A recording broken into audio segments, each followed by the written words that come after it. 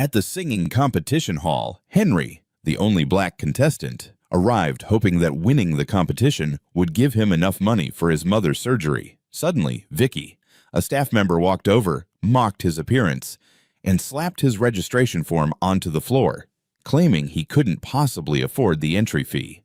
Henry didn't argue. He simply opened an old shoebox and poured every dollar he had onto the table, leaving Vicky speechless. That moment put him on the stage where he sang with everything he had, unaware that one judge's reaction was about to change his life forever. Before we go back, let us know where you're watching from, and subscribe because tomorrow I've got something extra special for you. We're looking for refined young gentlemen, not street kids who'll dirty up our stage. Vicky Harper didn't even look up from her laptop when she said it. Her manicured nails kept clicking across the keyboard with that annoying precision. Henry stood on the other side of the registration desk, his worn hoodie still damp from the walk over. He'd heard the words clearly, but his brain needed a second to process them, to confirm that yes, this woman had actually just said that to his face. "I'm here to register for the talent competition," he said, keeping his voice steady. Now Vicky looked up. Her eyes traveled from his face down to his mud-stained sneakers, lingering on every tear in his jeans, every frayed edge of his hoodie. When her gaze finally made it back to his face, her expression had settled into something that looked like disgust. "How old are you?" 10. Vicky picked up the form Henry had placed on the desk with 2 fingers, holding it away from her body. Her eyes scanned the paper quickly, her lips pressing into a thin line. "Henry Brooks." She said his name like it was distasteful. "No phone number, no email address. We don't have a computer right now." "I see." Vicky set the form down without smoothing it out. "Henry, let me be direct. This program is designed for children with proper training. Our participants have been taking voice lessons since they were 5, 6 years old. They have coaches, stage experience." She leaned back in her chair, crossing her arms. "What do you have?" Henry thought about the supply closet at the supermarket where Mom worked, how he'd go there after school and sing while she finished her shift. The acoustics were good, surrounded by all those boxes. He thought about practicing in the bathroom at home because the tiles made his voice sound fuller. "I can sing," he said simply. Vicky laughed. The sound bounced off the walls, sharp and cruel. "Oh, sweetheart, I'm sure you can. But this is different. This is the Community Arts Center. We have standards." Henry's jaw clenched. He could feel heat crawling up his neck. His hands curled into fists at his sides, and he had to remind himself why he was here. For Mom, for that number the doctor had written down, 68,000. "I have the registration fee." Vicky's smile sharpened. "The fee is $240, Henry. That's not pocket change." "I know. And your mother approved this, sending you out in the rain with that much money?" Vicky's eyebrow arched. "That seems irresponsible." Something in Henry's chest tightened. "She's sick. She's in the hospital." For a split second, something flickered across Vicky's face, but it vanished quickly. "I'm sorry to hear that," she said, though her tone suggested otherwise. "But that doesn't change reality. This competition isn't for children without proper preparation. You'd be setting yourself up for embarrassment." "I won't fail." "You don't know that." "Yes, I do." The certainty in his voice made Vicky pause. Then she picked up his registration form again, held it up to the light, and, without warning, let it drop. The paper fluttered down and landed directly in the puddle of rainwater around Henry's feet. Henry stared at his form lying in the dirty water. He watched the paper darken as it soaked up the puddle, watched his carefully written letters start to blur. Within seconds, it was ruined. "Oops," Vicky said flatly. She reached for a tissue. "How clumsy of me." Henry's vision went red at the edges. Every muscle tensed. He imagined flipping that desk, watching her laptop crash to the floor. His breathing came faster, nails digging into his palms. But then he thought about Mom, about her thin hand in his, about the way she'd looked at him and said, "You're my strong boy." He crouched down slowly and picked up the soggy paper. Water dripped from it, running down his wrists. He pressed it against his hoodie, leaving wet marks across his chest. Vicky was wiping her hands with the tissue now, cleaning each finger individually. "You know what I think, Henry. Save your money. Buy yourself some decent clothes. Or better yet, help your mother with her medical bills. I'm sure she needs it more than you need to chase some fantasy." The door behind Vicky opened. A man walked in from the offices, tall and wearing an expensive leather jacket. He was scrolling through his phone. "Vicky, I need the participant list for Friday," he said without looking up. "The tech crew wants to know."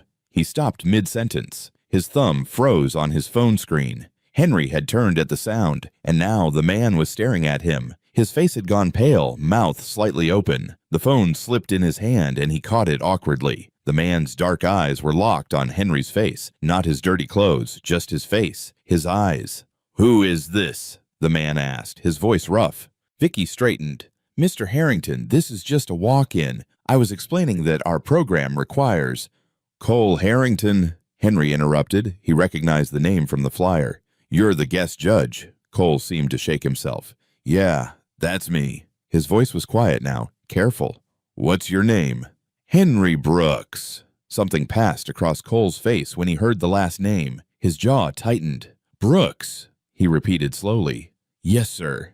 Strange silence. Vicky looked between them, confused. Henry just stood there with his ruined form against his chest, water dripping onto the floor. Cole forced himself to focus. "What's going on here?" "Nothing of concern," Vicky said quickly. "I was simply explaining our standards." "She dropped my form in the water." Henry's voice came out stronger than expected, and she said I'd dirty up the stage. Cole's expression changed. His eyebrows drew together. "You said what?" "Mr. Harrington, I was maintaining our standards." "Did you say that to him?" Vicky's mouth opened and closed. The exact wording may have been, "Did you or didn't you?" Vicky glanced at Henry, nervousness crossing her face. "I may have expressed concerns about proper preparation." "Right." Cole looked at the wet floor, at Henry's soaked form, then back at Vicky. "What's the registration fee?" $240, Henry answered. Cole's eyes came back to him. "You have that?" Henry nodded. He bent down and picked up the shoebox by his feet. Old Nike box, corners patched with duct tape. The cardboard was soft from being opened and closed hundreds of times. "Henry, perhaps we should discuss." Vicky started, but Henry was already lifting the lid. He turned it upside down over her desk. The money exploded out. Quarters bounced across the desk. Dollar bills scattered across her keyboard. Pennies hit the floor with sharp pings. Nickels spun before falling flat. Vicky jerked back so fast her chair hit the wall. Her hands flew up. Henry started sorting immediately, smoothing each bill, stacking them in neat piles. His hands moved with practiced efficiency. $1 here, $5 there, quarters in a separate pile. Cole moved closer. He wasn't watching the money. He was watching Henry's hands, the calluses on his palms, the dirt under his fingernails, the automatic precision. 4 minutes of rustling bills and clinking coins. Finally, Henry looked up. $240, not a penny short. Vicky stared at the money. "Where did you get this?" "I earned it." "Earned it how?" "Mowing lawns, washing cars, whatever work I could find." Henry met her eyes. "Took me a year." A year of 5 a.m. Saturdays. A year of blistered hands. A year of dumping earnings into this box and watching the pile grow so slowly. "You're 10 years old," Vicky said weakly. "Yes, ma'am." Cole was staring at Henry with that strange expression, like he was looking at a ghost. "You earned all of this yourself? For a singing competition?" Henry hesitated. He thought about Mom in that hospital bed, about stage 3, about $68,000, about the competition prize, $75,000, the only number bigger than $68,000 that he could reach. "Yes, sir." Vicky pulled a sanitizing wipe from her drawer, scrubbing each finger. "Even with the fee paid, you need to understand what you're walking into. The other participants have been training since they were toddlers." "Then he'll work harder." Cole's voice cut through. He picked up a blank form and handed it to Henry. "Fill this out. Clean copy." Vicky's head snapped toward him. "Mr. Harrington, as program director—" "And I don't care." Cole's tone made Vicky go silent. "This competition is open to any child who can pay the fee. That's what we advertised." "Are you suggesting we exclude certain applicants based on economic background?" Vicky's face flushed red. "Of course not." "Good. We're done here." Vicky began collecting the money with her fingertips, dropping each piece into an envelope like they were contaminated. "Fine. He can register, but when he embarrasses himself, don't blame me." Henry filled out the new form carefully. When he finished, he slid it across. Vicky stamped it hard. Preliminary round is Friday at 6 p.m. Don't be late. I will. Henry picked up his empty shoebox and turned toward the door. His heart was hammering, but he kept his shoulders straight. He was almost to the door when Cole spoke. Henry. He stopped, turned back. Cole stood with his hands in his pockets, and there was something in his expression like pain, like recognition. Good luck, Cole said quietly. Henry nodded once, then pushed through the door into the rain. Behind him, Vicky's sharp voice. That child is going to humiliate himself. And Cole's response, barely audible. Maybe, or maybe we're all about to be surprised. The apartment smelled like bleach and something medicinal that Henry couldn't quite name. He'd scrubbed the bathroom that morning before school, trying to get rid of the mildew that kept coming back, no matter how many times he cleaned it. The faucet in the kitchen was dripping again, that slow, steady drip that drove him crazy at night when he was trying to sleep. Henry stood on a chair now, wrench in hand, trying to tighten the connection under the sink. His arms ached from holding them up for so long, and his fingers kept slipping on the metal. He'd watched a YouTube video at the library about fixing faucets, but the guy in the video had made it look a lot easier than it actually was. Baby, you don't have to do that. Henry looked over his shoulder. His mom, Diane, was standing in the doorway of her bedroom, one hand braced against the frame for support. She'd lost more weight since the hospital stay. Her cheekbones were sharp now, visible in a way that made Henry's stomach hurt. The scarf wrapped around her head was slipping, showing patches of scalp where her hair had fallen out. I got it, Mom. Henry turned back to the faucet, giving the wrench another twist. Just needs to be tighter. Henry James Brooks. Her voice was firmer now, with that edge mothers get when they're about to put their foot down. Get down from there. Almost done. Now! Henry sighed and climbed down from the chair. Water dripped onto his shirt from where he'd been working. He wiped his hands on his jeans and looked at his mom. Really looked at her. She was wearing the same pajamas she'd had on for 3 days. There were dark circles under her eyes that looked like bruises. You should be resting, he said. Diane moved slowly into the kitchen, each step careful and measured. She reached out and touched Henry's face, her palm cool against his cheek. And you should be playing with your friends, being a kid. Henry pulled away gently. I don't have time for that. Baby. Mom, don't. Henry's voice came out sharper than he intended. He took a breath, tried again. I'm fine. We're fine. But they weren't fine.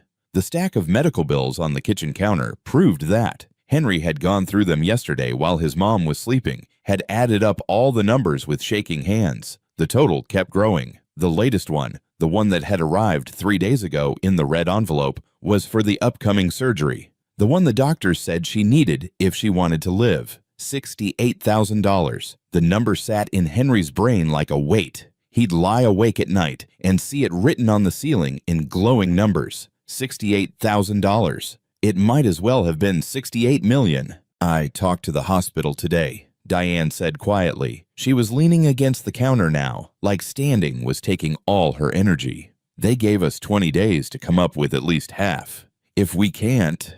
She didn't finish the sentence. Henry knew what happened if they couldn't. The surgery got canceled. The cancer kept growing. His mom died. Simple as that.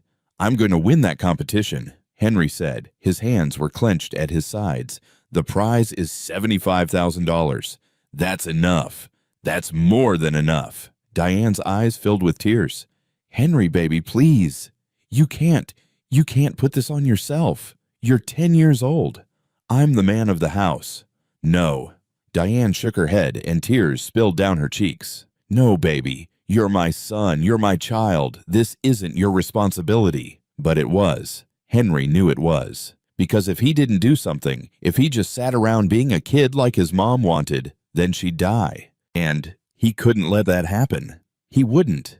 He thought about his father, the man his mom refused to talk about.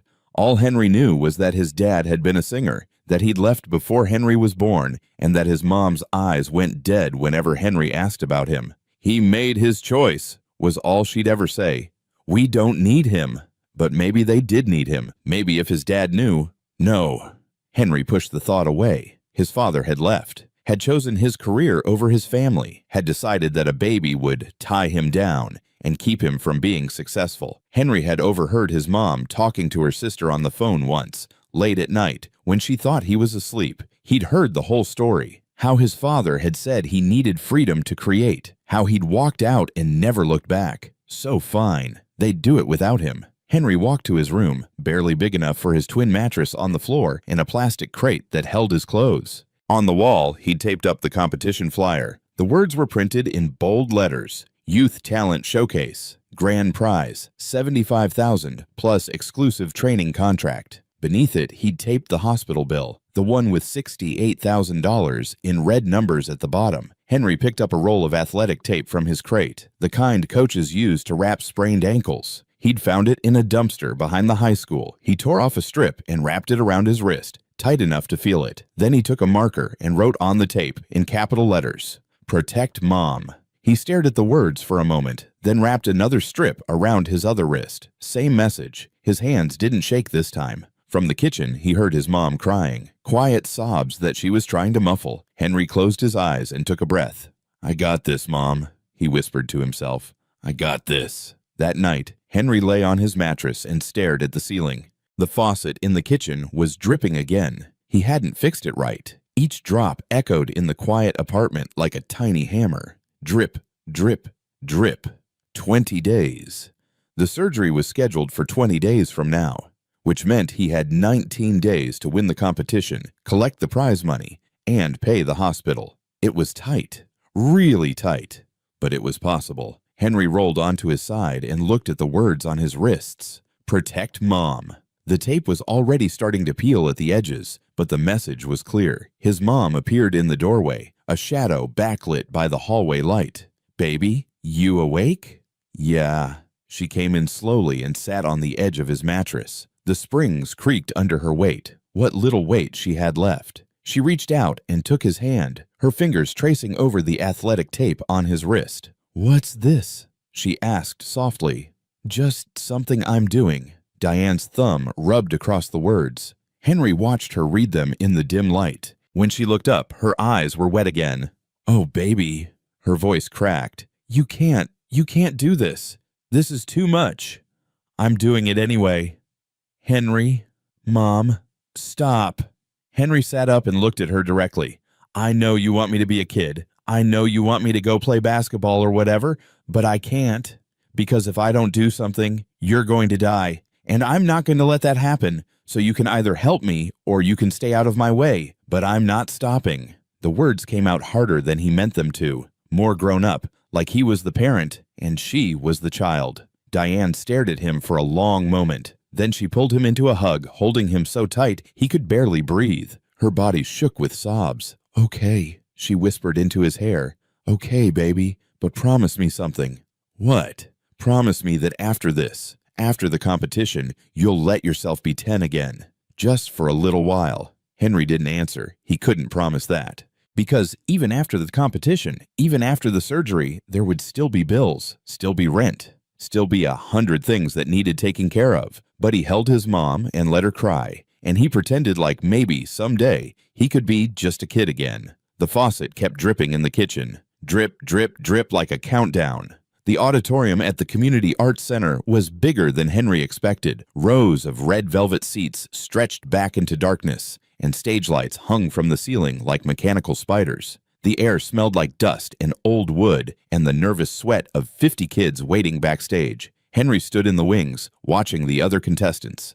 They all looked like they belonged here. Designer clothes, professional haircuts, parents hovering nearby with water bottles and vocal spray and words of encouragement. A boy about Henry's age was warming up near the curtain, running through scales while his mom, dressed in a pantsuit that probably cost more than Henry's rent, made notes on a clipboard. The kid was good, really good. His voice was clear and controlled, hitting each note with precision. "That's Julian Harper," someone whispered next to Henry. "Vicky's son. He's been training since he was 4. Henry glanced over. A girl maybe 12 years old was standing there, wearing a sparkly dress that caught the stage lights. "He's going to win," the girl continued. "Everyone knows it. His mom basically runs this place." "We'll see," Henry said quietly. The girl looked him up and down, taking in his clean but worn jeans, his button-up shirt from Goodwill that didn't quite fit right. "You're that kid? The one from the video." Henry's stomach tightened. The video. He'd forgotten about that. After he'd registered, someone in the lobby had filmed the whole thing with the shoebox and the money. It had gone viral, 5 million views in 2 days. People were calling him Soul Boy and the kid who paid in quarters. "Yeah," he admitted. "That was cool, what you did." The girl smiled. "I'm Sarah." "Henry." "I know," she nodded toward the stage. "You're up after Julian. Good luck following that." Julian was walking onto the stage now. The house lights dimmed, and a spotlight hit him dead center. He looked confident, comfortable, like he'd been born to stand in that exact spot. Henry watched from the wings as Julian began to sing. It was a current pop song, something that had been on the radio all summer. Julian's voice was technically perfect. Every run was clean, every note was on pitch. His choreography was smooth, professional, the kind of performance that came from years of expensive lessons. The audience, mostly parents and competition staff, applauded politely when he finished. From her seat in the judges section, Vicky was beaming. She held up her scorecard, 8.8. The other judges gave similar scores, all except Cole Harrington, who sat at the end of the table, his expression unreadable. He held up an 8.5. "Next up," the announcer called, "we have contestant number 45, Henry Brooks." Henry felt his heart kick into overdrive. His palms were sweating. The tape around his wrists suddenly felt too tight. He walked onto the stage. The spotlight was blinding. He couldn't see the audience, could barely see the judges' table. All he could see was white light and the dark shapes of people watching him. "Contestant 45, Vicky's voice came from somewhere in the darkness. "Driffates, ois, rs," dripping with false sweetness. "A self-sponsored entry from the labor district. No accompaniment requested." Henry heard the whispers that rippled through the crowd. He saw Julian watching from backstage, a smirk on his face. Henry walked to the microphone at center stage, his hand wrapped around it, and the metal was cold against his palm. He could see the words on his wrist, "Protect Mom." The stage manager gave him a nod. The auditorium went silent. Henry closed his eyes. He thought about his mom in that hospital bed, about the way her hand had felt in his. So thin, so fragile. He thought about that number, $68,000, and about the surgery she needed. He thought about the supply closet at the supermarket where he'd practiced, about the bathroom tiles that made his voice sound bigger than it was. He opened his mouth and began to sing. The song was, "A Change Is Gonna Come." Old Sam Cooke, older than Henry by decades. But he'd heard it on the radio once, and something about it had reached inside his chest and grabbed hold. His voice came out rough at first, nervous. But then something shifted. He stopped thinking about the judges and the audience and Julian Harper watching from backstage. He stopped thinking about being 10 years old and poor and scared. He just sang. His voice wasn't pretty like Julian's. It was raw, rough around the edges, but it had something that technical perfection couldn't teach. It had soul. It had pain. It had the weight of every hard thing Henry had ever lived through packed into every note. The words poured out of him like he'd lived them, like he'd been born tired, like he'd carried burdens too heavy for shoulders his size. When he hit the high notes, his face scrunched up, eyebrows drawn together, lips pulled tight, exactly the way Cole Harrington's face looked on his old album covers. In the judges section, Cole dropped his pen. It clattered on the table, and he didn't even notice. He was staring at Henry like he'd seen a ghost. Henry's eyes were closed, but if they'd been open, he would have seen people in the audience leaning forward in their seats. He would have seen Sarah backstage with her mouth hanging open. He would have seen Julian's smirk disappear. The song built to its climax. Henry's voice cracked on one of the high notes. Not perfectly, not cleanly, but somehow it made it more real, more honest. When the last note faded, there was silence. Then the audience erupted. People were standing up, actually standing. Henry opened his eyes, blinking in the spotlight, confused by the sound of applause thundering through the auditorium. At the judges' table, Cole Harrington had his face in his hands. His shoulders were shaking. Vicky was frozen, her scorecard still blank in front of her. The other judges were on their feet, clapping. Henry just stood there, gripping the microphone, trying to understand what had just happened. "Scores, please," the announcer called. The judges held up their cards one by one. 9.5, 9.7, 9.2. Then Vicky. Her hand was shaking slightly as she held up her card, 7.5. The audience booed. Someone shouted, "Are you kidding me?" Vicky's face flushed red, but she kept the card up.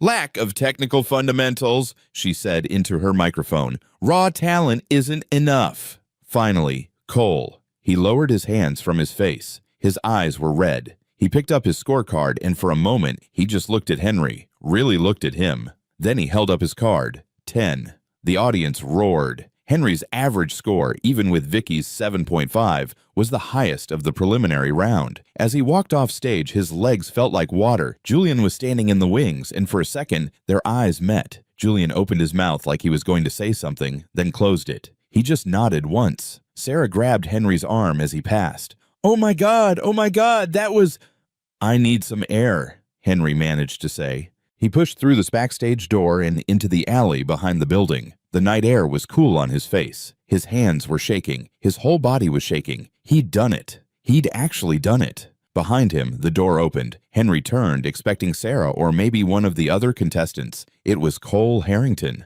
The music producer stood there in the doorway, the light from inside silhouetting him. He didn't say anything for a long moment, just looked at Henry with that same expression from before, like he was seeing something that hurt.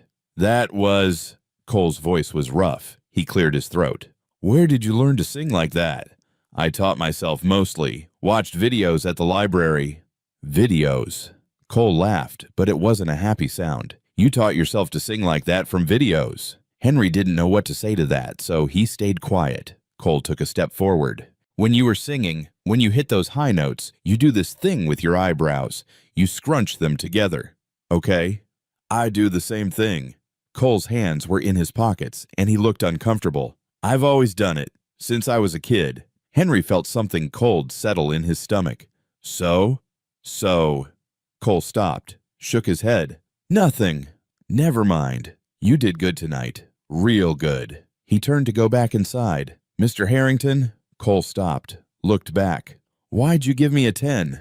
Cole was quiet for a moment. "Because that wasn't a performance. That was the truth. And truth is always worth a 10. He disappeared back inside, leaving Henry alone in the alley with his shaking hands and the sound of applause still echoing in his ears. Henry's phone, the cheap prepaid one that his mom had gotten him for emergencies, started buzzing at 6 a.m. the next morning. He'd fallen asleep on his mattress, still wearing his competition clothes, too exhausted to change. The buzzing wouldn't stop. He grabbed the phone and squinted at the screen. Notifications, hundreds of them. His mom's phone was buzzing too from the kitchen, and he could hear it vibrating against the counter. Henry sat up and opened the first notification. It was a link to YouTube. The video was titled, "10-Year-Old Brings Judges to Tears. Soul Boy, Henry Brooks."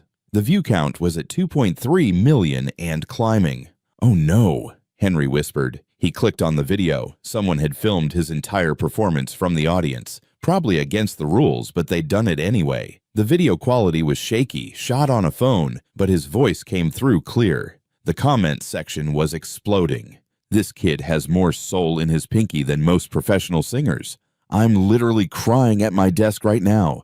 That judge who gave him a 7.5 should be fired. Someone get this child a record deal immediately." Henry scrolled through more notifications. His performance had been shared on Twitter, TikTok, Instagram, Facebook. People were calling him Soul Boy. Clips of his singing were being remixed. Reaction videos were popping up every few minutes. His mom appeared in the doorway, her phone in her hand. "Baby, are you seeing this?" "Yeah, there's a—" Diane's voice was shaking. "Baby, there's a fundraising campaign. For my surgery. Someone started it last night." Henry's head snapped up. "What?" Diane showed him her phone. Sure enough, someone had created a GoFundMe with the title, "Help Soul Boy Henry Save His Mom." There was a picture of Henry from the competition, and below it, a description of his mom's cancer and the surgery she needed. The goal was set at $68,000. The current amount raised, $22,000. $22,000, Henry breathed. "In one night." His mom was crying, her hand over her mouth. "People are so good. People are so—" But Henry's mind was already calculating. 22,000 was incredible. Amazing. More money than he'd ever imagined having.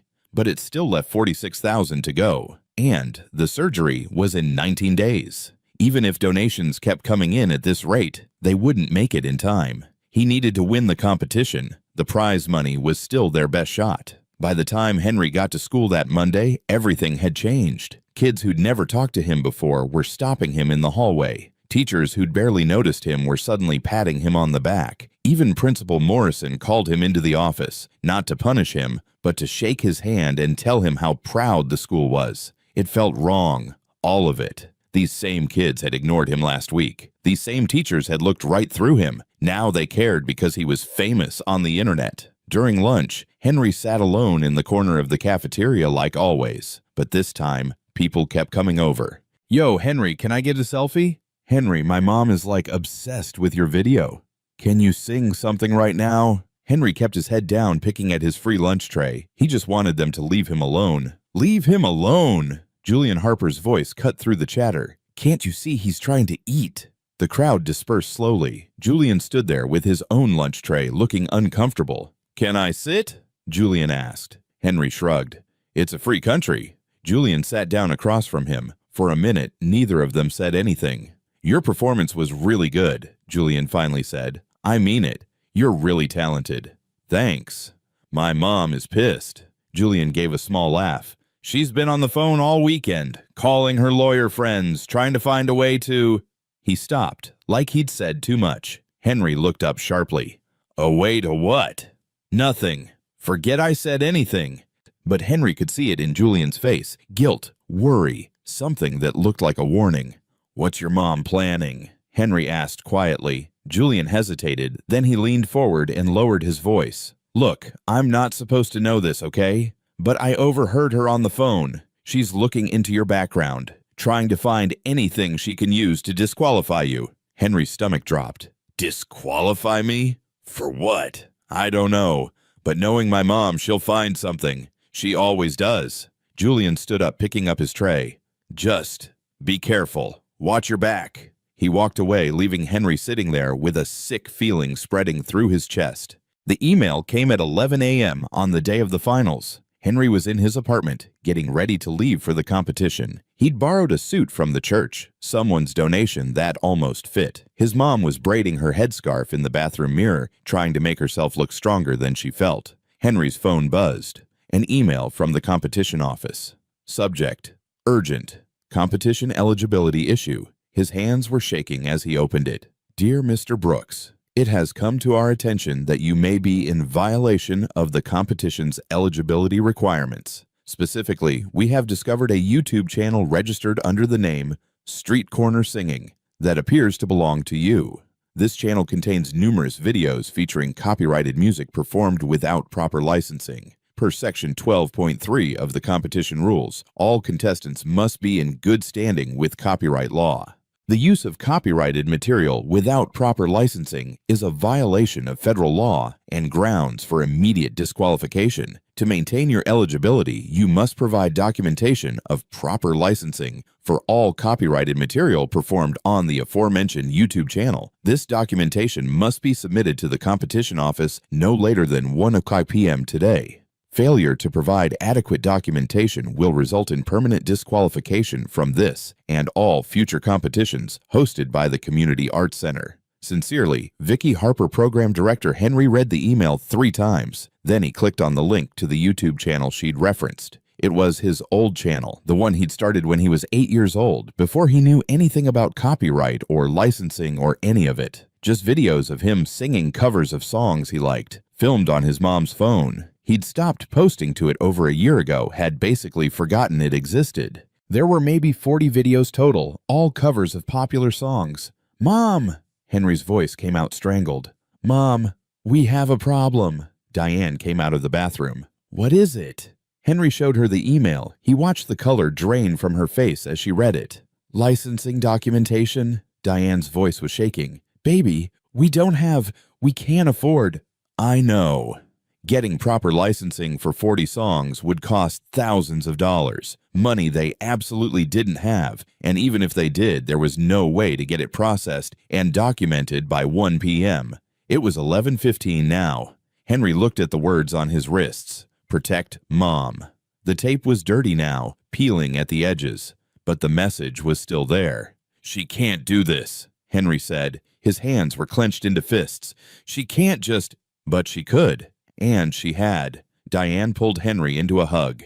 It's okay, baby. It's okay.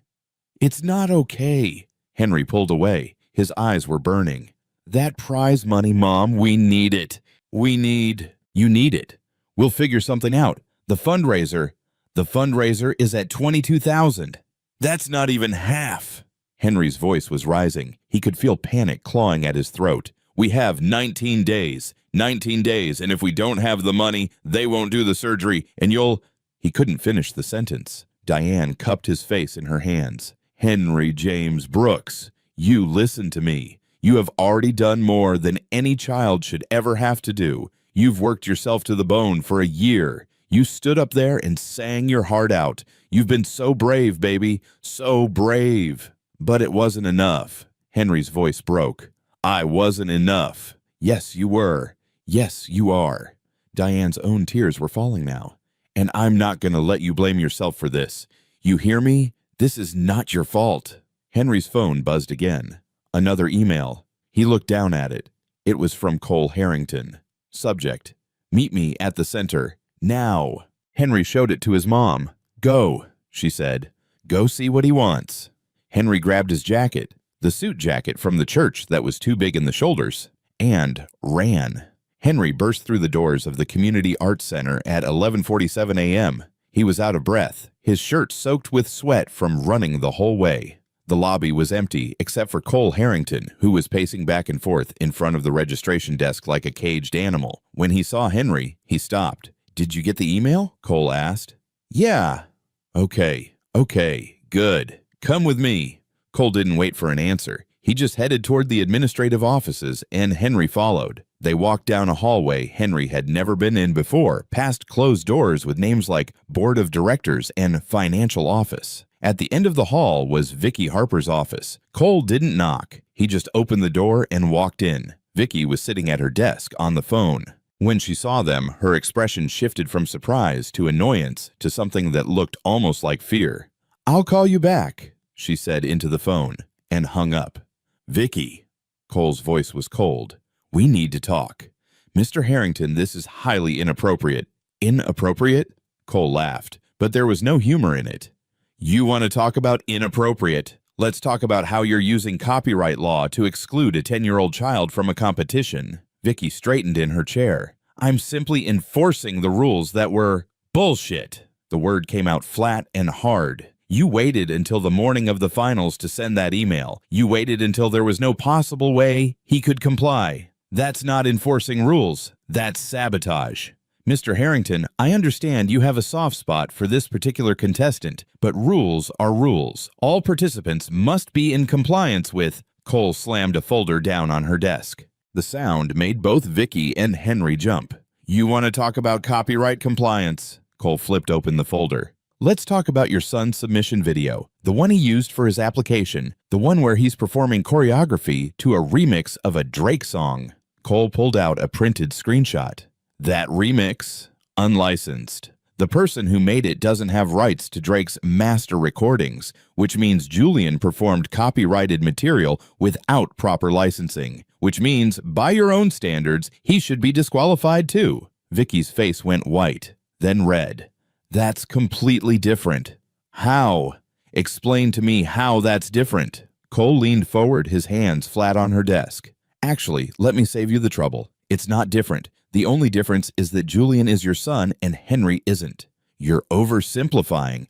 Am I? Cole pulled out another paper, because I also found out something interesting. 3 years ago, a contestant filed a complaint about discriminatory treatment. Said you'd made comments about their family's economic status. Said you'd tried to discourage them from competing. The board buried it, swept it under the rug because you bring in donors. He looked at her hard. How many other kids have you done this to, Vicky? Vicky stood up. Her hands were shaking. Get out of my office. No. I said get out. I'm not going anywhere. Cole crossed his arms. Here's what's going to happen. You're going to withdraw that email. You're going to allow Henry to compete in the finals tonight. And you're going to do it in the next 5 minutes. Or what? Vicky's voice was sharp, defensive. You'll go to the board. Please. Half of them are my personal friends. I don't need the board. Cole's voice dropped lower, more dangerous. I need my lawyer. and my publicist, and the media contacts I've built over 20 years in this industry." He paused. "You know what makes a great news story, Vicky? Wealthy program director uses legal technicalities to exclude poor black child from talent competition. Really plays well on social media, especially now when everyone already loves Henry and thinks you're the villain." Vicky's mouth opened, then closed. "And then there's the civil suit," Cole continued. "Discrimination based on economic status, selective enforcement of rules. I've got enough evidence just from this morning to make your life very, very difficult. And trust me, my lawyers are better than your lawyers." "You're threatening me." "No, I'm explaining consequences." Cole straightened up. "You made this personal when you went after a child. So now it's personal. And you're going to lose." Henry stood by the door watching this all unfold. He'd never seen an adult fight for him like this. Never seen someone with power actually use it to protect him instead of push him down. Vicky sat back down. She was trying to maintain composure, but Henry could see her hands trembling as she pulled up something on her computer. "The rules clearly state," she started. "The rules also have a fair use provision," Cole interrupted, "which covers educational and non-commercial use of copyrighted material." Henry's YouTube channel was non-monetized. He was a child learning to sing. That's textbook fair use. Any first-year law student could argue that. Vicky's jaw clenched. "Fine. Let's say, hypothetically, I withdraw the disqualification. What's to stop me from simply scoring him low in the finals? I'm a judge. That's my right." "Absolutely nothing," Cole agreed. "Score him however you want, but do it fairly. Let him compete. Let him sing. Then you can judge him on his actual performance, not on his economic background or your personal vendetta." The office was silent, except for the hum of Vicky's computer. Henry could hear his own heartbeat in his ears. Finally, Vicky clicked her mouse a few times. "The disqualification notice has been withdrawn. Henry Brooks is reinstated as a finalist." She looked up at Cole with pure hatred in her eyes. "But this conversation isn't over." "Yes, it is." Cole turned and put his hand on Henry's shoulder, steering him toward the door. "Come on, kid. You've got a competition to win." They left Vicky sitting at her desk, her hands still shaking with barely contained rage. In the hallway, Henry stopped and looked up at Cole. "Why'd you do that?" Cole was quiet for a moment. His hand was still on Henry's shoulder, and Henry could feel it trembling slightly. "Because somebody should have done it for me," Cole said quietly. "A long time ago." Before Henry could ask what that meant, Cole's phone rang. He pulled it out, looked at the screen, and his expression changed to something Henry couldn't read. "I have to take this," Cole said. "But Henry, go home, rest, eat something. Be back here at 5:30 for sound check. And don't let what happened this morning get in your head. You belong on that stage tonight. You understand me?" Henry nodded. Cole answered his phone and walked away, his voice echoing down the hallway. "Yeah, I'm here. What did you find out?" Henry stood there for a moment, alone in the empty hallway. He looked down at his wrists. The tape was barely hanging on now, but he could still make out the words. "Protect Mom." He'd come so close to losing everything, to having it all ripped away because some rich woman didn't think he belonged, but he was still in it. He still had a chance. Henry walked out of the community arts center and into the midday sun. His hands weren't shaking anymore. He had 5 hours until the finals. 5 hours to prepare for the most important performance of his life. He started walking home, and with each step, he felt a little bit stronger. The auditorium was packed, every seat filled, people standing in the back, news cameras set up in the rear, real news cameras from actual TV stations. The video of Henry's preliminary round had gone so viral that local media was covering the finals like it was a sporting event. Backstage was chaos, contestants running through last-minute vocal warm-ups, parents adjusting costumes, stage crew shouting directions. Henry stood in the corner, away from it all. He was wearing the suit from the church. Someone had taken it to a tailor that afternoon and adjusted it for free after hearing his story. It actually fit now, made him look older, more serious. His mom was with him. She'd insisted on coming despite how weak she felt. She was sitting in a folding chair, the headscarf wrapped carefully around her head, but she was smiling, actually smiling. "You look so handsome, baby," she said, reaching up to straighten his collar. "Like a little man." "I feel like I'm gonna throw up." Diane laughed softly. "That's normal." "That means you care." Henry looked around the backstage area. He could see Julian warming up with his vocal coach. A woman in expensive yoga clothes who kept checking her Apple Watch. Sarah was there too, stretching in her sparkly dress. Other kids he recognized from the preliminaries. And then he saw them. A group of people coming through the backstage door who didn't look like they belonged at a talent competition. It was Marcus from the barbershop, where Henry sometimes swept up for $5, and Teresa, the nurse from his mom's hospital floor, and Big Mike, who ran the corner store, and at least a dozen other people from their neighborhood, people who'd watched Henry grow up, who'd given him odd jobs, who'd known him before he was Soul Boy. They were all wearing matching t-shirts, white shirts with black letters, Henry's team. "Surprise!" Marcus called out, grinning.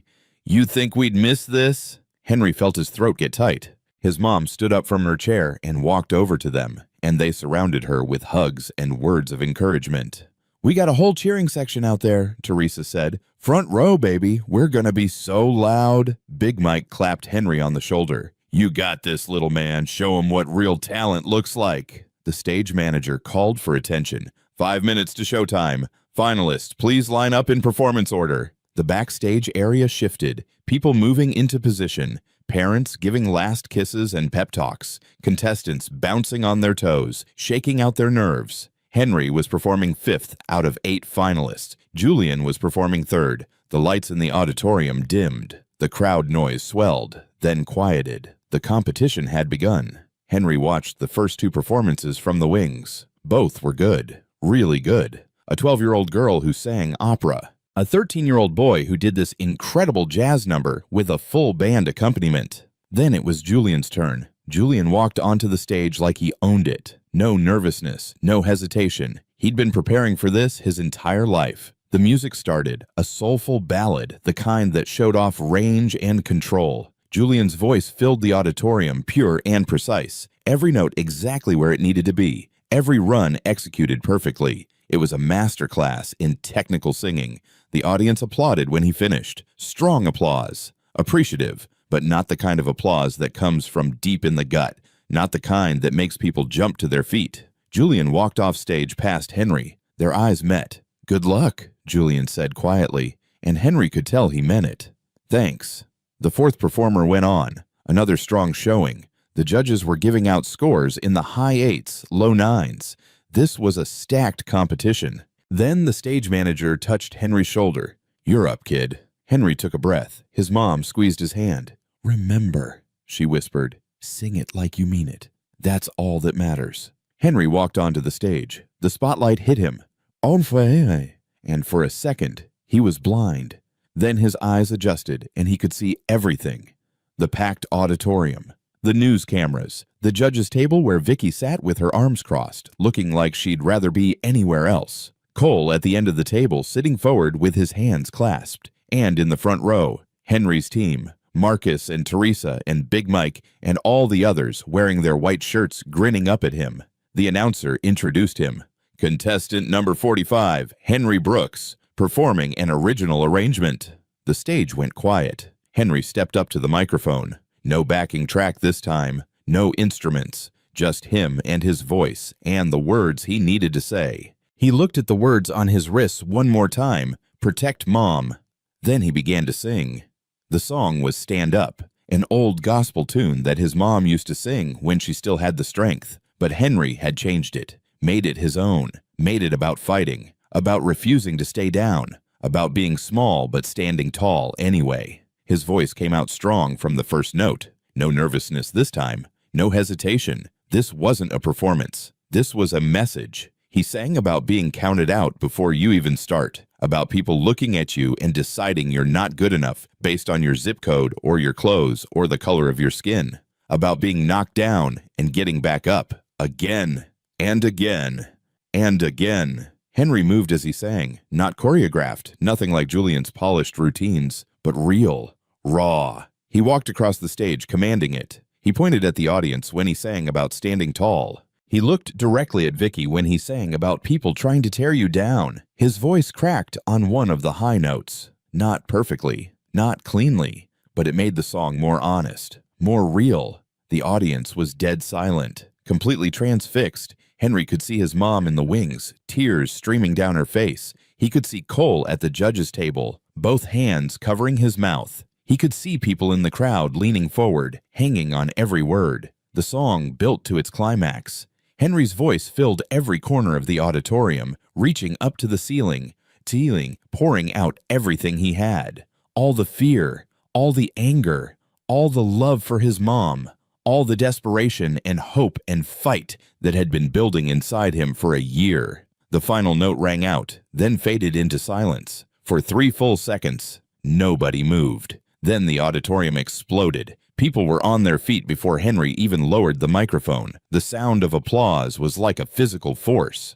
People were crying, shouting. Marcus and Big Mike were hugging each other. Teresa had her hands over her heart. Even some of the news cameras were shaking. The camera operators were crying too hard to hold them steady. Henry stood there, blinking in the spotlight, trying to process what was happening. At the judges' table, Cole had his face in his hands. His shoulders were shaking with sobs. The other judges were standing, applauding. Even Julian, watching from backstage, was clapping. His mom was tugging on his arm, trying to get him to stop, but he kept clapping anyway. The only person not applauding was Vicky. She sat with her arms crossed, her expression frozen. The announcer had to wait almost 2 full minutes for the noise to die down, enough to ask for scores. One by one, the judges held up their cards. 9.8, 9.9, 9.7. Then Vicky. She held up her card with a tight smile. 8.9. The audience booed. Someone threw a program. The stage manager had to step forward and calm everyone down. Finally, Cole. He wiped his eyes, picked up his scorecard, and held it up. The place went wild again. Henry's average score, even with Vicky's attempt to drag it down, was the highest of the night, by a lot. But there were still 3 more contestants to go. Henry barely remembers what happened next. The last 3 performances were good, maybe great, but nothing could follow what he'd just done.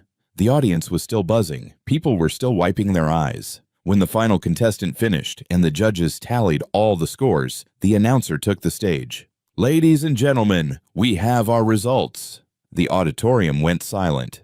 In 3rd place with an average score of 9.2, Sarah Chen. Applause. Sarah walked on stage, beaming, accepting her medal. In 2nd place with an average score of 9.3, Julian Harper. More applause. Julian walked out, shook hands with the judges. He was smiling, but Henry could see disappointment in his eyes. Vicky looked like she wanted to set something on fire. And in 1st place, with an average score of 9.66, Henry Brooks. The auditorium erupted, again, louder than before. Henry's team rushed the stage. Big Mike lifted him up on his shoulders. Confetti cannons went off. Lights flashed. Someone handed Henry an oversized check, made out for $75,000. Henry stared at the numbers. $75,000. More than enough for his mom's surgery. More than enough for the bills. More than enough to stop counting quarters and worrying about every dollar. His mom was there suddenly, pulling him down from Big Mike's shoulders, hugging him so tight he couldn't breathe. "You did it," she kept saying.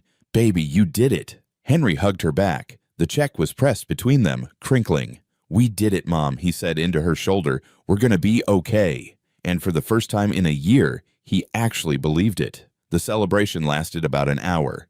Photos with the oversized check, interviews with local news stations, people crowding around wanting selfies and autographs. Henry smiled through all of it, but exhaustion was starting to creep in around the edges. He just wanted to go home. Finally, around 9 p.m., the crowd started to thin.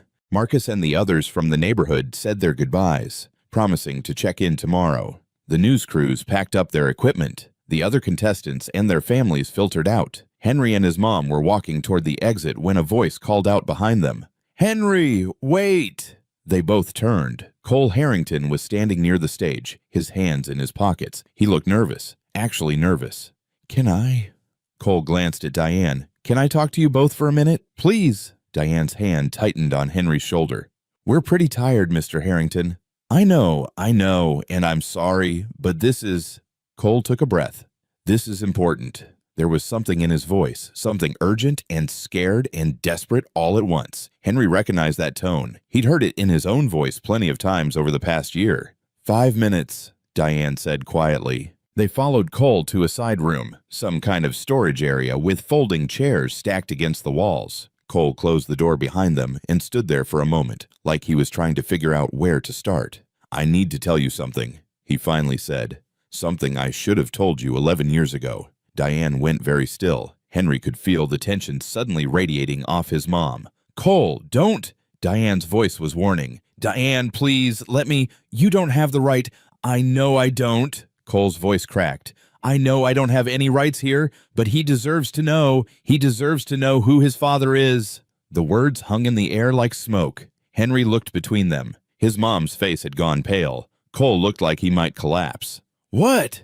Henry's voice came out small. Cole knelt down, getting on Henry's level. His eyes, those dark eyes that Henry had noticed looked familiar, were red and wet. "Henry," Cole said quietly, "I'm your father."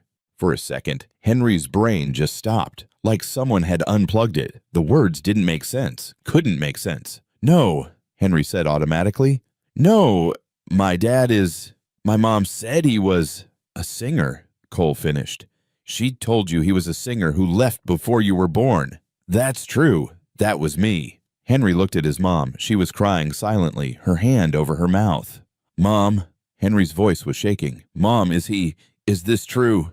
Diane nodded. She couldn't seem to speak. Henry turned back to Cole, and suddenly he could see it. The resemblance he'd noticed but hadn't understood. The way they both scrunched their eyebrows when singing high notes, the shape of their eyes, the way they both tilted their heads slightly to the left when listening to music. Henry couldn't finish the sentence. "I'm so sorry," Cole said, and his voice broke completely.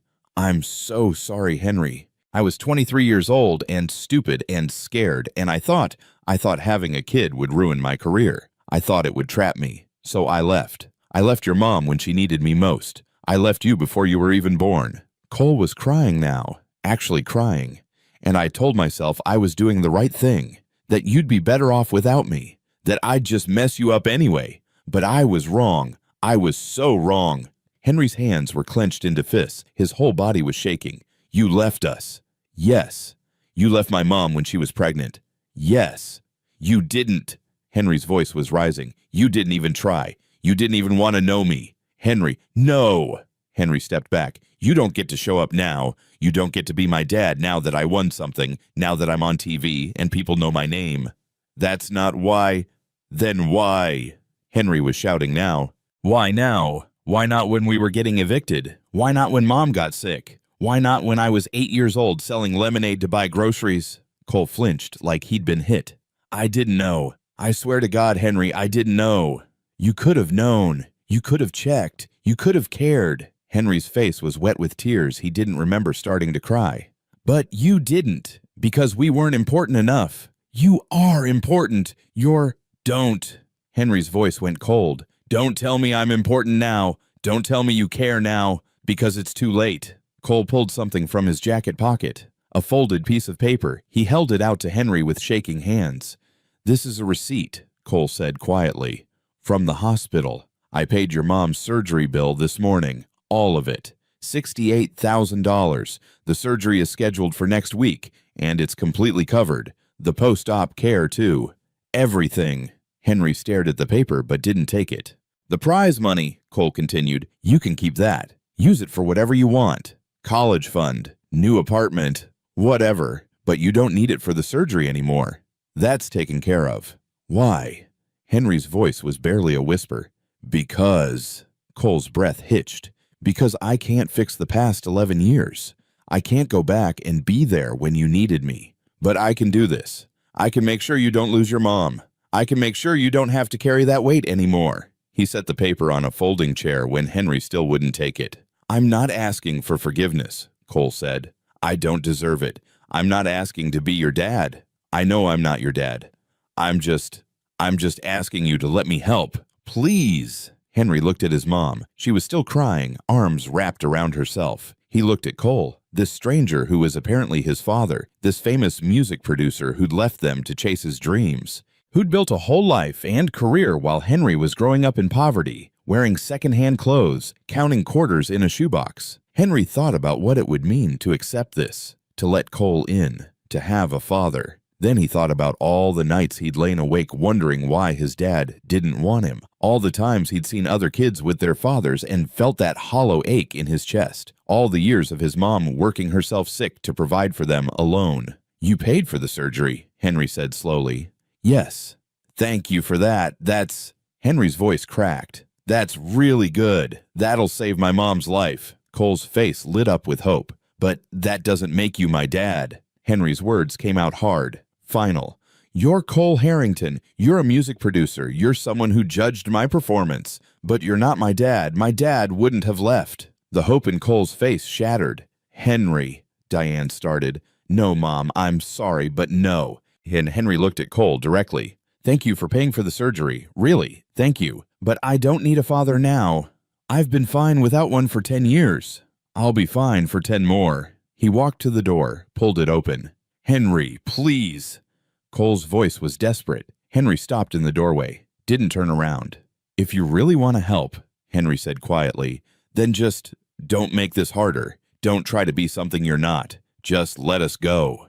He walked out, his mom following a moment later. Behind them, they could hear Cole sobbing, raw, broken sounds that echoed in the empty storage room. Henry didn't look back. The parking lot was mostly empty now, just a few cars scattered under the streetlights. Henry and his mom walked in silence toward the bus stop, their footsteps echoing off the pavement. Henry was carrying the oversized check. It was awkward and didn't fold, so he had to carry it flat like a surfboard. The receipt Cole had given them was in his mom's purse, proof that the surgery was paid for, proof that, at least medically, they were gonna be okay. But Henry didn't feel okay. His chest felt tight. His eyes burned. His hands were shaking again, and he shoved them in his pockets to hide it. "Baby," Diane said softly, "do you want to talk about it?" "No." They kept walking. "He really did pay for everything," Diane continued. "The hospital called me this afternoon to confirm. The surgery, the post-op care, the medications. It's all covered." "I know." "That's a good thing, Henry. That's a really good thing." "I know, Mom." "He's trying." "I said I don't want to talk about it." Henry's voice came out sharper than he meant. He took a breath. "Sorry, I can't right now." Diane nodded and went quiet. They reached the bus stop. The next bus wasn't due for another 15 minutes. They sat on the bench, the oversized check propped between them.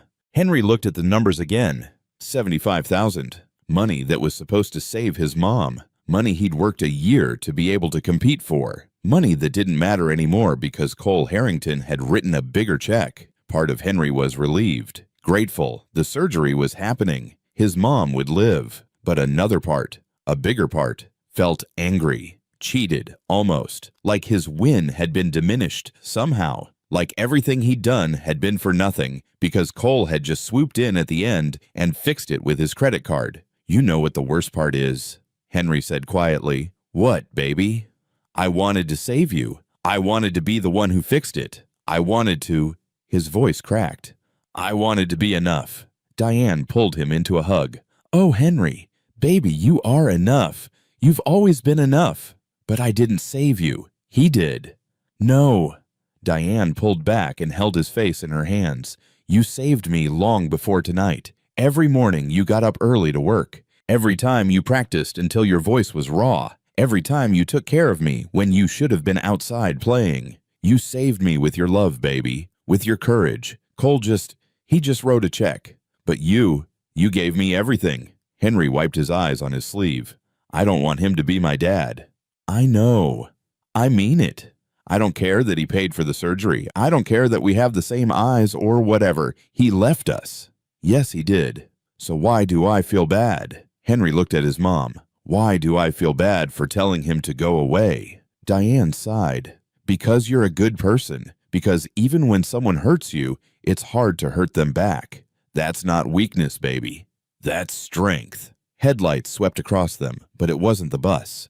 It was a car. A nice car. It pulled into the parking lot and stopped a few feet away. Cole got out. "I'll leave if you want me to," he called out. "I will. I needed to say one more thing." Henry stood up. "We said everything."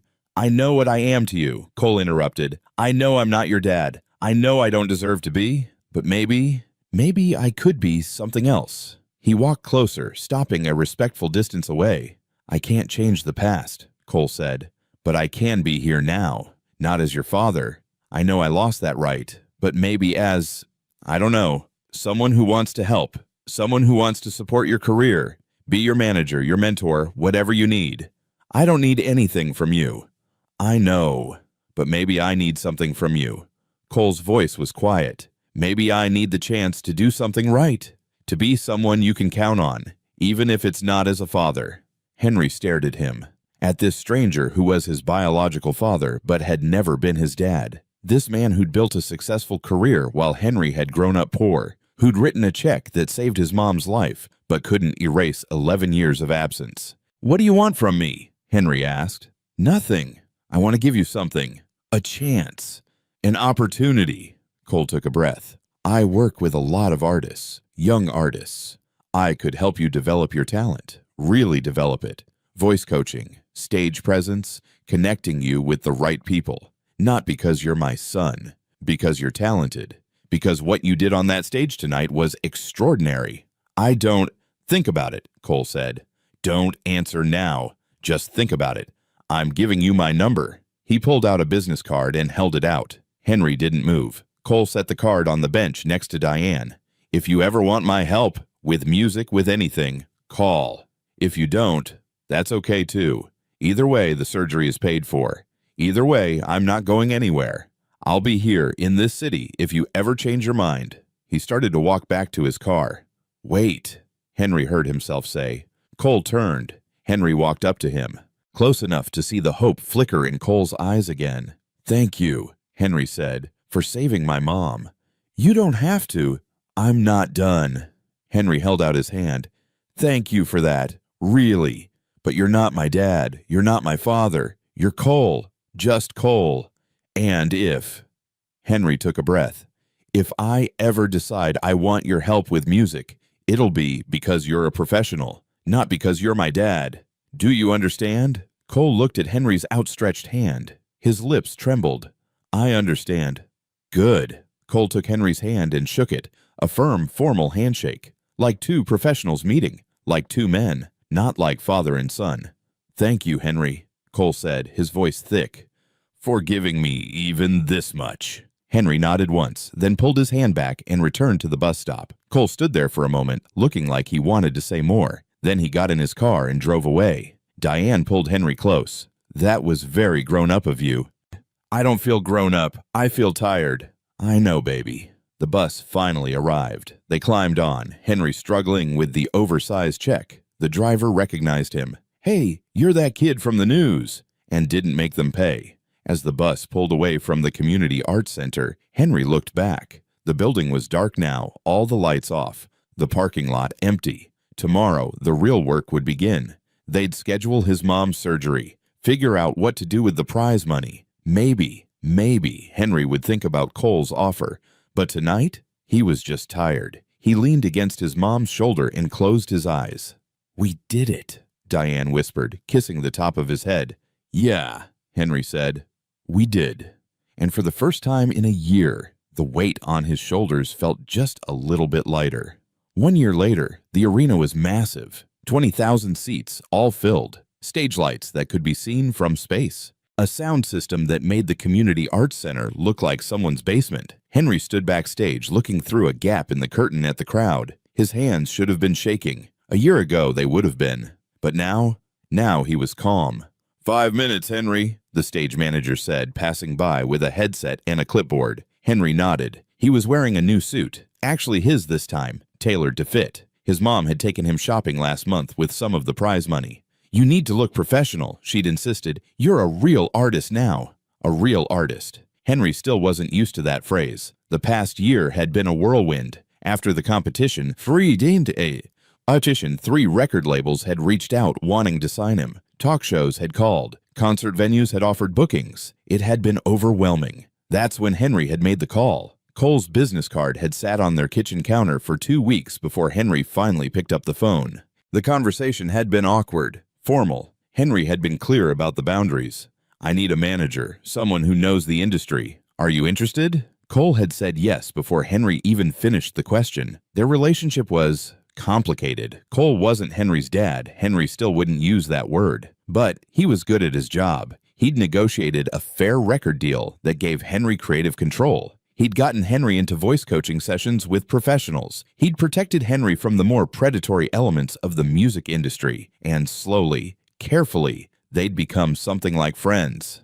"How you feeling?" Cole's voice came from behind him. Henry turned. Cole was wearing his usual uniform, nice jeans and a leather jacket. His hair was graying at the temples now, and he looked tired, but he was smiling. "Good," Henry said. "Ready. Your mom's in the VIP box with your aunt. She looks great, by the way. Really healthy." The surgery had been successful. The cancer was gone. Really gone. Diane had finished her treatment 6 months ago and had been declared in remission. She'd gained back the weight she'd lost. Her hair had grown back, thick and beautiful. She was working again, but not at the supermarket. She was managing Henry's schedule now, handling his bookings and appearances. They'd moved out of the cramped apartment into a small house with a yard. Nothing fancy. Henry had insisted on that. "We don't need a mansion," he'd said. "Just something nice." "Julian's here tonight," Cole said. "He wanted me to tell you good luck." Henry smiled. Julian had become an actual friend. After the competition, they'd bonded over their shared experiences. Julian had even apologized for his mom's behavior. "She's working on herself," he'd said diplomatically. Vicky had been quietly removed from her position at the Community Arts Center after an investigation into her treatment of contestants. Julian seemed happier now, less pressure. "Tell him thanks," Henry said. "You should tell him yourself. He's in the green room." Henry found Julian sitting on a couch, scrolling through his phone. When he saw Henry, he jumped up. "Dude, this place is insane," Julian said. 20,000 people? "I know. Are you nervous?" "Not really." "Should I be?" Julian laughed. "Probably. I'd be terrified." They talked for a few minutes. Easy conversation about school and music and normal kid stuff. It felt good. Normal. The stage manager's voice came over the intercom. "Henry Brooks to stage right. 2 minutes." Julian gave him a quick hug. "Kill it out there, man." Henry made his way to the stage entrance. His mom was waiting there, having come down from the VIP box. She hugged him tight. "I'm so proud of you, baby," she said. "Every single day, I'm proud of you." "Love you, Mom." "Love you, too." Cole was there, too. He held out his fist and Henry bumped it. Their standard pre-show ritual. "Remember," Cole said, "you're not performing for them. You're performing for you."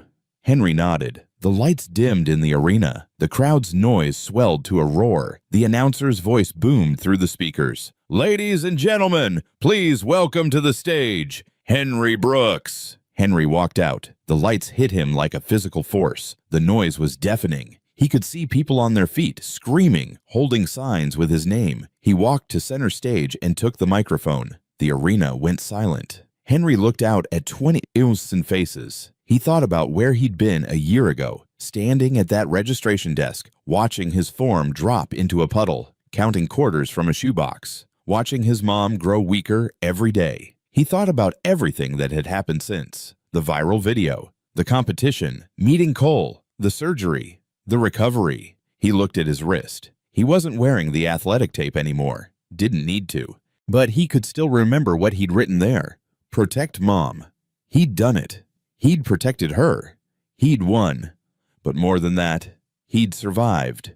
They'd survived. Henry brought the microphone to his lips and began to sing. The song was new, one he'd written himself with help from Cole. It was about rising up, about being knocked down and standing back up, about being small but having a big voice. It was about being 10 years old and fighting like hell for the people you love. His voice filled the arena, reaching every corner, every seat. People were singing along, crying, dancing. Henry closed his eyes and let the music take him. When he opened them again, he saw his mom in the VIP box. She was on her feet, hands over her heart, tears streaming down her face. Next to her, Cole was watching. And maybe, just maybe, Henry could see something like pride in his eyes. Not the pride of a father exactly, but the pride of someone who'd helped, who'd shown up when it mattered. The song built to its climax. Henry's voice soared up, up, up, higher than he'd ever sung before. Strong and sure and unbreakable. The final note rang out. 20,000 people erupted. Henry stood there, breathing hard, smiling for real. He waved to the crowd, but his eyes found his mom first. Then Cole. Then Julian somewhere in the audience. All the people who'd helped him get here. All the people who'd believed in him. The lights dimmed as he walked off stage. His mom was waiting in the wings, and she grabbed him in a crushing hug. "You did so good, baby. So good." Cole was there too. For a second, they just looked at each other. Then Cole held out his hand. Henry shook it, firm and professional. "Thank you," Henry said, "for everything." "No," Cole said quietly. "Thank you for giving me the chance to be part of this, even if it's just Cole," Henry finished. Cole smiled. Just Cole. And somehow, that was enough. 6 months later, Henry walked through the doors of the Community Arts Center for the first time since the finals. The lobby looked the same. Same fluorescent lights, same red carpet, same registration desk. But everything felt different now. "You okay?" his mom asked, touching his shoulder.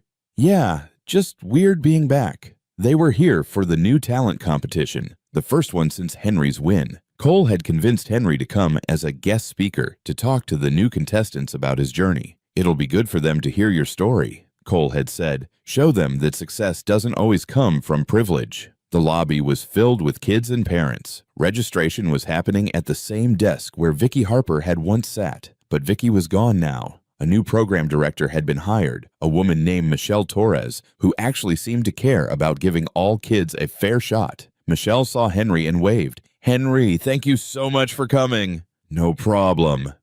"The kids are so excited to meet you. We've got about 50 contestants this year, biggest turnout we've ever had. I think your story inspired a lot of families to give this a try." Henry looked around the lobby. He saw kids who looked like him, kids with worn-out shoes and clothes that didn't quite fit, kids who probably counted every dollar, kids who were carrying dreams bigger than their circumstances. But he also saw kids like Julian had been, well-dressed, well-trained, clearly from families with resources. Everyone mixed together, no separation, no judgment. "Things have changed here," Henry said. "That's thanks to you," Michelle said. "After everything that happened, the board did a complete overhaul of our policies. No more discrimination, no more favoritism. Every kid gets a fair shot now." A boy who looked about 9 years old approached Henry shyly. "Excuse me, are you Henry Brooks?" "Yeah, that's me." The boy's eyes went wide. "I watched your videos like 100 times. You're the reason I'm competing today." "What's your name?" "Marcus. Marcus Williams." Henry smiled. "Good to meet you, Marcus. You nervous?" "Super nervous. My mom says I shouldn't be, but..." Marcus looked down at his shoes. "I don't have fancy clothes or anything, and I've never had voice lessons." Henry knelt down so he was eye level with Marcus. "You know what the most important thing is?" "What?"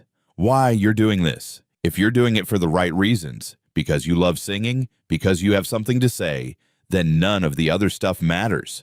The clothes, the lessons, none of it." Henry tapped Marcus's chest. "It's all about what's in here." Marcus nodded, looking more confident. "And hey," Henry added, "I didn't have voice lessons either. Not before the competition anyway. I just had a reason to sing. Find your reason, and you'll be fine." After Marcus walked away, Henry noticed someone else watching from across the lobby. Julian was there with his mom. When their eyes met, Julian waved. Henry walked over. "Hey," Julian said. "Didn't expect to see you here. Didn't expect you to be here either. You competing again?" "Nah, just here to support some of the younger kids. I've been doing mentorship stuff with Michelle's program." Julian glanced at his mom.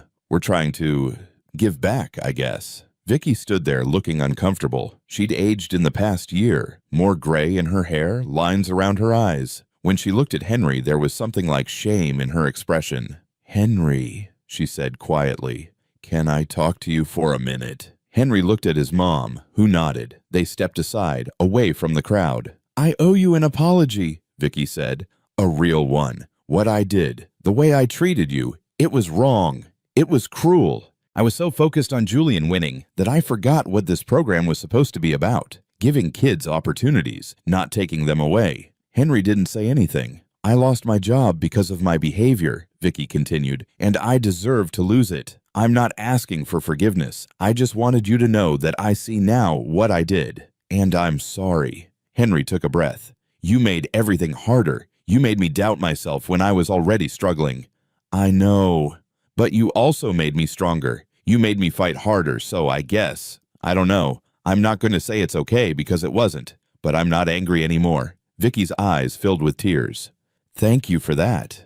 They rejoined the group. Julian gave Henry a look that said thank you, without words. Michelle called for everyone's attention. Okay, folks, let's move into the auditorium. Henry's going to say a few words to our contestants before we start the preliminaries.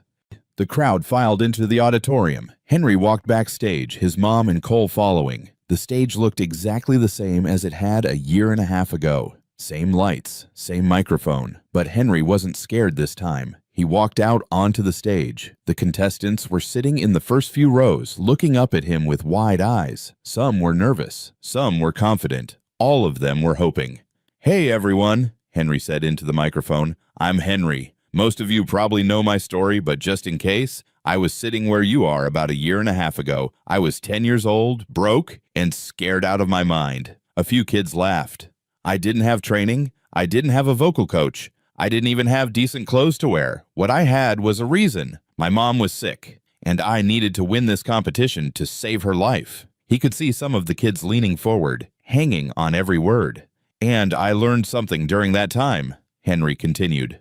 I learned that talent isn't about having the most expensive lessons or the fanciest clothes. It's about having something real to say, something true. He paused, looking out at all those young faces. When you get up on this stage tonight, some of you are going to sing perfectly, every note on pitch, every run executed flawlessly. And that's great. But perfect isn't what people remember. What people remember is real. What people remember is honest. Henry thought about his own performance, the cracked notes, the raw emotion, the way his voice had broken on the high parts because he was singing from a place deeper than technique. So my advice to you is this. Don't try to be perfect. Try to be true. Sing about something that matters to you. Make people feel something. That's what separates a good performance from a great one. He could see Marcus in the third row, nodding along.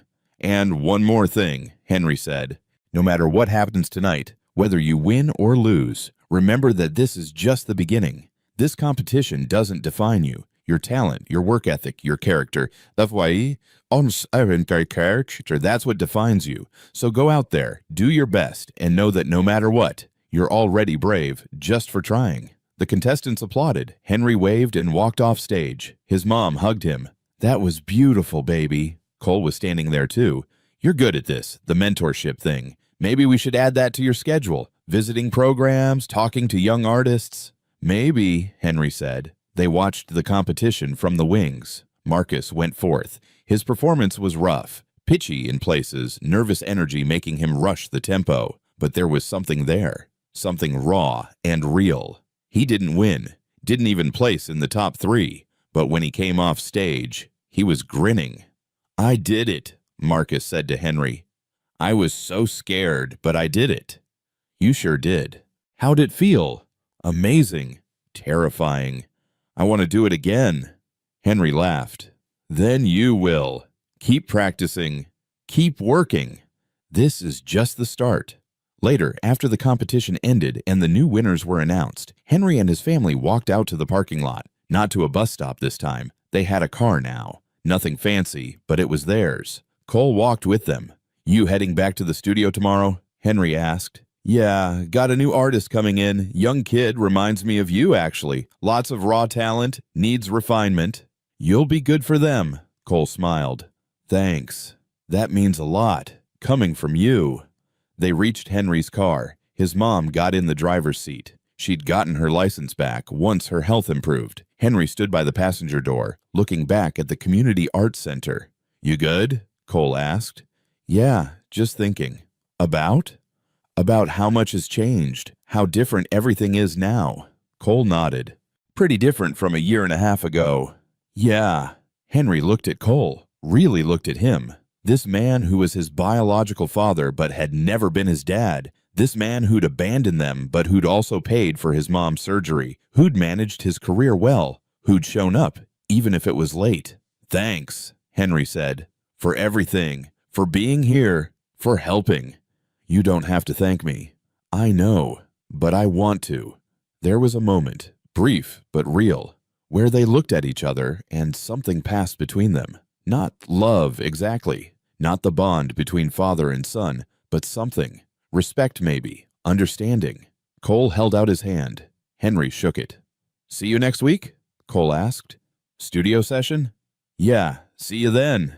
Henry got in the car, his mom started the engine, and they pulled out of the parking lot. As they drove away, Henry looked back one more time. Cole was standing there under the streetlight, watching them go.